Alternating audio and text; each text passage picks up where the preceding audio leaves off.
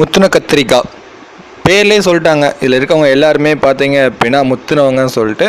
அதாவது முத்துனவங்கன்னா ஆக்டிங்கில் Sundar C sir வேறு level நடிப்பில் பரவாயில்ல. இத்தனை படங்களை ஏன்டா நடித்தோம், ஏன்டா இவரெலாம் நடிக்கிறாருன்றதுல இந்த படத்தில் கொஞ்சம் பரவாயில்ல. காமெடி சென்ஸ் பயங்கரமாக சாருக்கு ஒர்க் ஆகிருக்கு.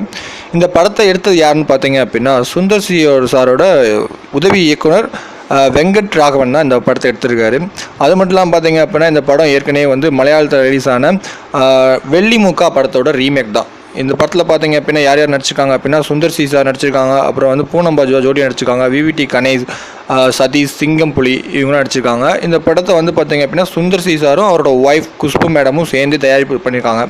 அதை தொடர்ந்து பார்த்தீங்க அப்படின்னா இந்த படத்தில் இன்னொரு விஷயம் என்னன்னு பார்த்தீங்க அப்படின்னா சந்தானம், சூரி போன்ற பெரிய காமெடியஸ் தமிழ் சினிமாவில் இருக்க இப்போ ட்ரெண்டில் இருக்க காமெடியஸ் யாருமே இல்லாமல் இந்த டீம் அதாவது வச்சு பார்த்தீங்க அப்படின்னா விவிடி கணேஷ், சதீஷ், சிங்கம்புலி அப்புறம் சுந்தர் சி சார் இவங்களே வச்சே பார்த்தீங்க அப்படின்னா படத்தை கொண்டு போயிருக்காங்க.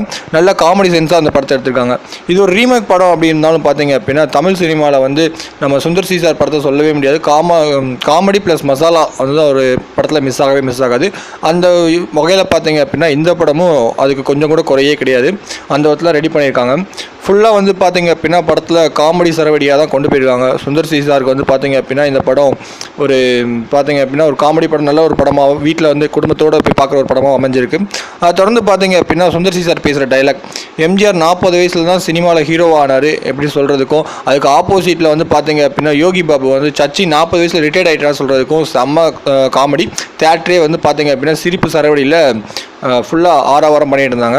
அதை தொடர்ந்து பார்த்தீங்க அப்படின்னா படத்தை வந்து ஒரு தடவை குடும்பத்தோடு போய் பார்க்கலாம். நம்ம கொடுக்குற 100 ரூபாய் காசுக்கு வந்து பார்த்தீங்க அப்படின்னா ஒரு தடவை பார்த்துட்டு வயிறுக்குள்ளுங்க சிரிச்சிட்டு வர்றதுக்கு ஒரு நல்ல படம் தான். இதுக்கு மேலே பார்த்தீங்க அப்படின்னா இந்த படத்தில் சொல்ல வேண்டிய விஷயம் என்ன பார்த்தீங்க அப்படின்னா ஒவ்வொருத்தரும் அவங்க கேரக்டரை வந்து பக்காவாக பண்ணியிருக்காங்க. இருந்தாலும் கொஞ்சம் படத்தில் வந்து கதை இருந்தது நல்லா இருந்திருக்கும்.